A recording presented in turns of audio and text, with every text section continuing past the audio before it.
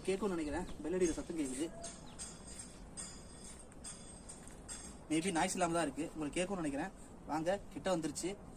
அப்படிதாங்க நம்பி போயிட்டு இருக்கோம்.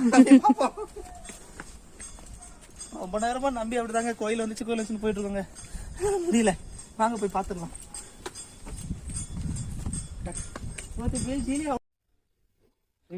மன்னிச்சுங்க, மணி சத்தம் கேக்குது, கோயில் கிட்ட வந்து சொல்லி உங்கள்கிட்ட நான் போய் சொல்லிட்டேன். அப்புறம் கிட்ட வந்து இணையத்துக்கு இங்க பாருங்க, இவரு மணி அடிச்சிட்டு இருக்காரு.